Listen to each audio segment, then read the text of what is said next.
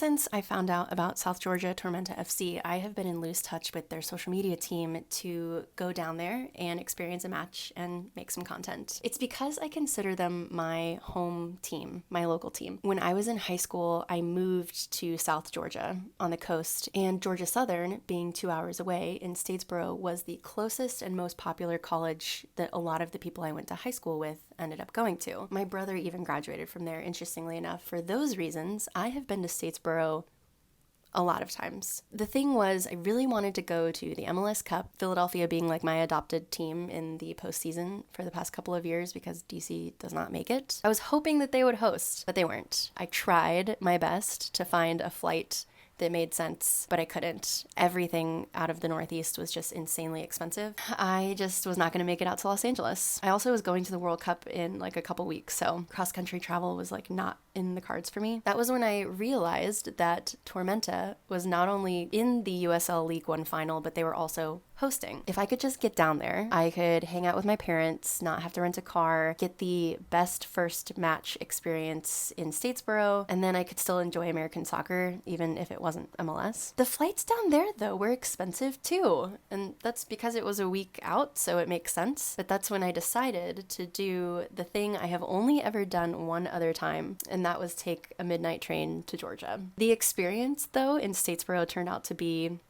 fantastic. The vlog I have made is a showcase not only of the tiny but mighty city of Statesboro, it is also a peek into the greatness and continuing evolution of the Tormenta franchise. USL was so kind to accommodate my participation as a member of the media, but after their press event on Thursday, which you can tell here was very intimate, I was nervous for Tormenta's in-person press event on Friday. We're going to do a watch-along here.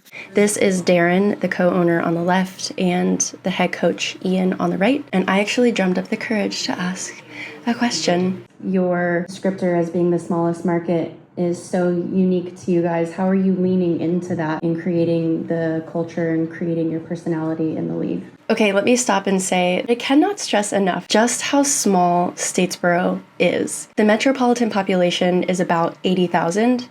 The city itself, 30,000. And Georgia Southern's student population is almost 30,000. I don't think that goes into the official census number. Statesboro is the only city that has a USL team but does not have a target. So of all the places, Statesboro gets their own USL team in 2015. In 2019, that team is bumped to League One and they can field a League Two team. But then last summer, they created a team for the newly established USL W league, which is this pre-professional league for women, and they won in their first season. I'm impressed, I'm obsessed, and I'm fascinated. Yeah, Cheyenne, thanks for being here and traveling to be with us. It's a moving target. I can tell you one of the things that we do is Dietra and I are... Dietra is his wife, by the way. Owners. Yeah, we don't bring up probably a lot of superpowers to the table, Cheyenne, but we do try to be present. And I think that presence, whether it's every day at training, whether it's every day at meals, on the bus when we're traveling, on the plane when we're traveling, when it's at home, they truly are very intimately involved and physically present with the team, and Darren goes on to explain that better in the podcast episode I did with him that was published shortly after he and I sat down when this press conference was over. You know, this is a university town too. On Saturday, this is a big deal. It's college football weekend here. Georgia Southern University plays one of their big rivals on Saturday afternoon at Paulson Stadium. Which I showed up to briefly. And the university it was very rainy. That they were going to recognize Tormenta. When you're in a smaller market, you have to make sure you get it right. And so what we've done is try to make sure, and you'll be able to chance to see the stadium this weekend, that stadium is growing and becoming a larger live, work, eat, play destination. This particular city was very interested in high-end grocery stores, and we made sure that it was there. You have to do that stuff in a smaller market. High-end grocery stores. What he means by that is they are going to have a 2-story Publix. It's not finished yet. It will have a cafe and a bar. So you can essentially pre-game at a Publix with a pub sub and a beer and then walk over to a Tormenta game. Again, this city does not have a Target, but they will have a 2-story Publix. I'm really impressed. On Sunday, we will be honoring Carter Payne with our warm-up jerseys. This goes without saying, Carter's part of this organization. And even when you lose people in a tragedy like we lost Carter, that doesn't change. I've linked his memorial fund in the description box below. Darren goes on to say that they're working with USL to have actual Carter Payne jerseys worn in a regular season game. And to the point about making people feel at home and making people feel like they're a part of the community, I really admire the continued effort to keep Carter's memory alive. Highly recommend giving this episode with Darren a listen. I left and immediately went to a few of the local spots he mentioned in the interview.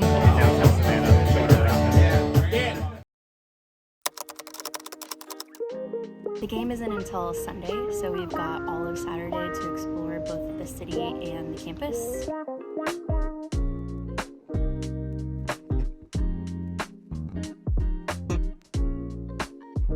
We are just leaving the farmer's market. The sun is out and it is super humid, and we're gonna go get some lunch at a place recommended to me by the owner, Darren.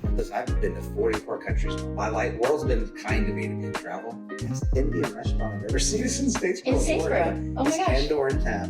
It is absolutely outstanding. I want to get to the Wildlife Education and Raptor Center. It's on campus. I'm not very familiar with exactly where everything's located, but when we drove over here, I saw Tormenta's new stadium, and I want to check the walkability factor after we're done.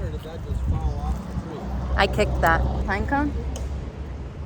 I'm making a video! The Wildlife Center on campus, Lamar Q Ball Wildlife Center, is for injured birds of prey, raptors. The mascot at Georgia Southern is a bald eagle. It's a wonderful place to go and check out. Oh my goodness. Oh my gosh, she's moving.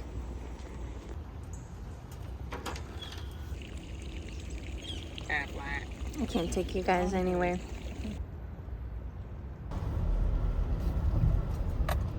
The stadium and surrounding development sit on the edge of campus, which kind of feels like the edge of town. It is walkable, and like Darren said, it'll be a live, work, play destination. When the stadium itself is finished, it should have 5,300 seats.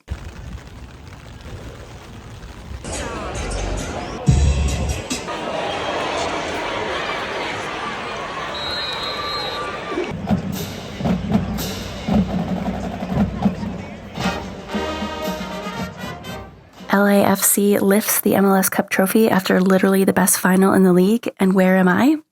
In the Statesboro Mall with my mom.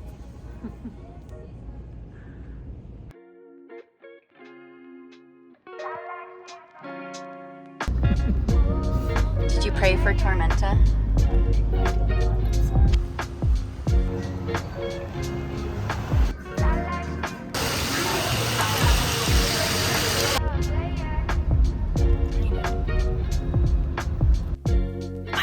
Snuck into the library so that I could finish editing my episode with Darren.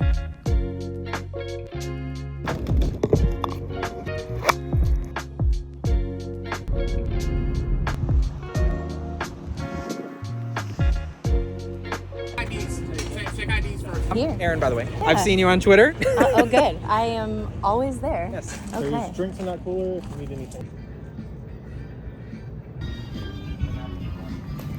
I know Statesboro just well enough to know how big of a deal it is that this stadium exists.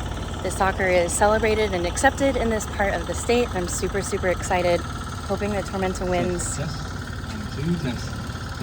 Because honestly, that's the least they could do.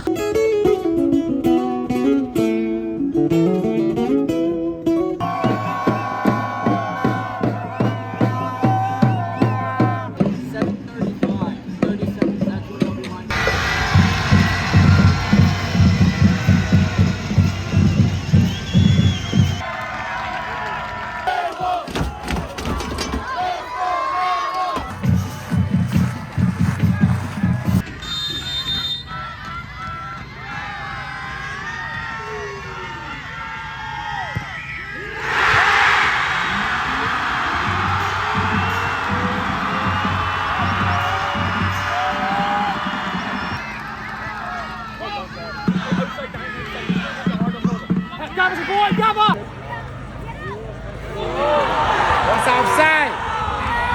Offside!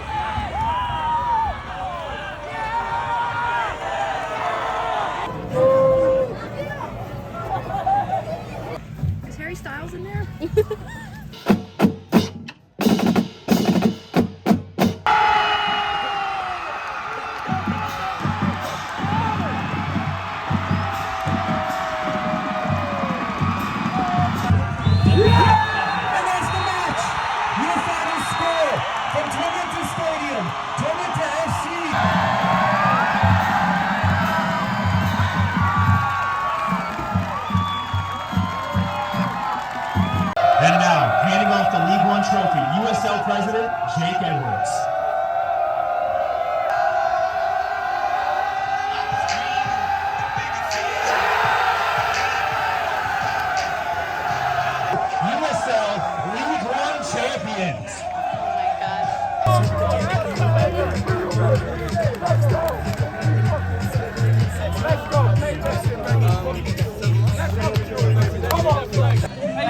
League One!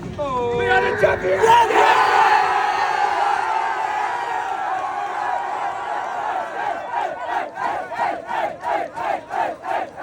Top-notch first USL experience of my entire life. I don't know if I can do it any other way. And honestly, it's way past my mom's bedtime. Hey, look who it is.